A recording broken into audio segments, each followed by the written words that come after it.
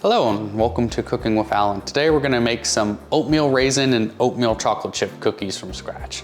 Real easy, real great recipe. It's the holiday season and people just love it. So let's go over our ingredients.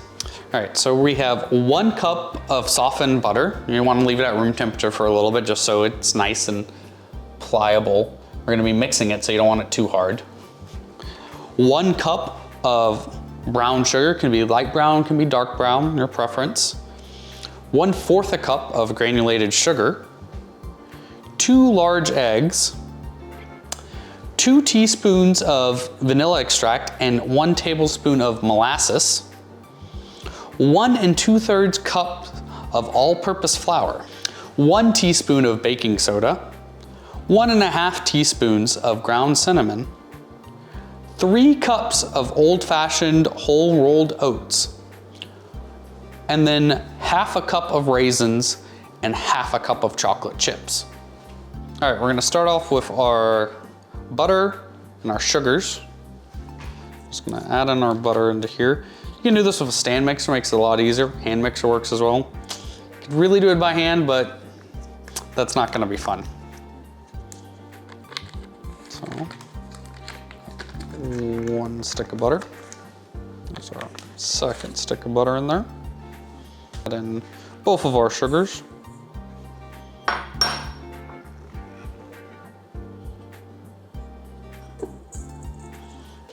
Put this in the stand mixer. Lock it in. Put it down. I'm gonna mix this around medium, so around 2. So we're going to start just kind of by stirring it. And up it a little bit. We're gonna mix it until it's kind of smooth together, you know, getting the butter in there. And get some of the butter off of it. As you can see, it's clumping up onto there, and that's fine. That just means the butter probably could have used some more time out. Brush the butter off. Once it gets all kind of smooth like this, I'm gonna stop and turn it off. Now we're going to add in our 2 eggs. I'm gonna start it at low, and slowly work our way up to a medium speed, nothing too fast.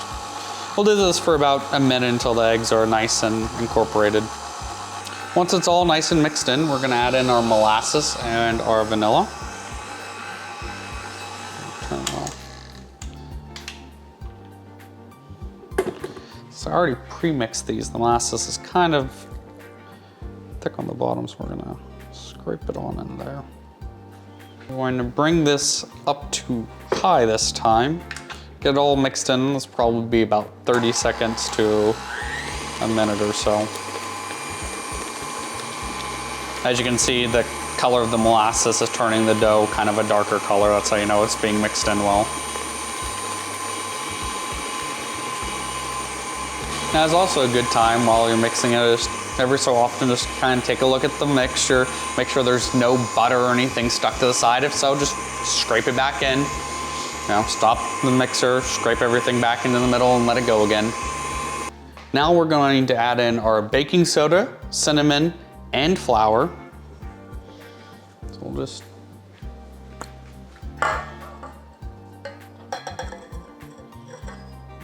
move that out of the way slightly. So there's our baking soda and cinnamon. Flour.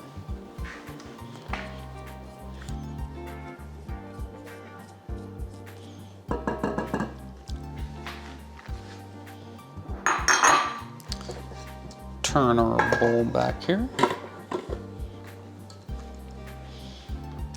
Down. And turn it to the mixer. We're gonna start it off at a low and probably step it up to about medium speed of 4-6. It's gonna form a pretty chunky dough, and that's what we're looking for right here. Now we have a pretty thick and somewhat sticky dough. We're gonna add in our oats,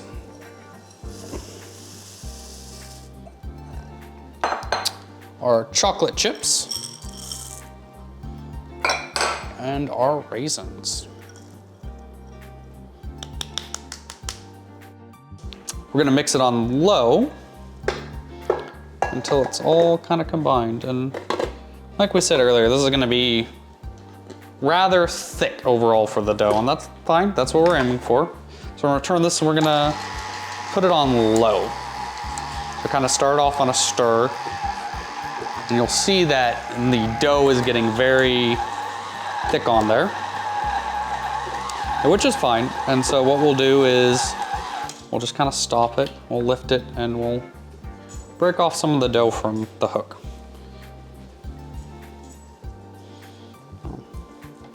My idea of this part is just to kind of mix all the dough together. So I'm gonna turn the hook back and turn it back to a little mixture.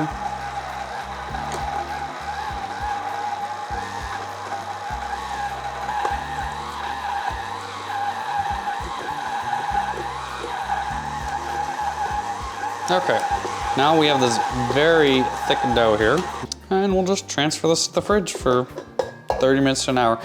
Let it cool even longer if you want, up to 2 days like this. However, if you have it in the fridge for a lot longer, you're probably gonna wanna remove it and let it get to room temperature for about 20-30 minutes afterwards before cooking.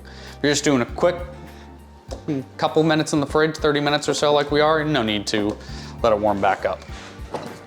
All right, so the dough has now been chilling for about 30 minutes. So we took it out, it's nice and cold. We've got the oven preheated to 350 degrees. So now we're just going to scoop out some of the dough, make cookies, lay them out on our cookie sheets, and we're gonna bake them for about 12 to 14 minutes. So you have to keep an eye on them after about 10 or so, and they'll start crisping up a little bit, and you'll get that nice, lovely color to them. So for actually making the cookies, we're just, as you can see, the dough's pretty hard here. Just gonna kind of take a clump of it, mold it into a ball somewhat, and just put it down on the cookie sheet. All right, so once you've made your little cookie balls, we're gonna put them in the oven, like I said earlier, about 10 to 12 minutes. We'll start checking on them around 10 minutes, see how they're doing, and go from there.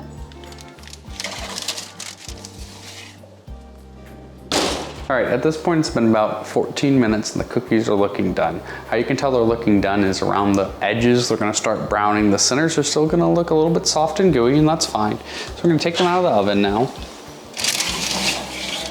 As you can see, a little bit big, but the edges are starting to brown. That's what we're looking for.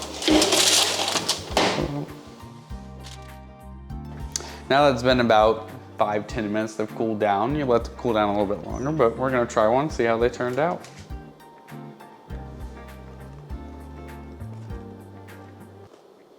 Very good.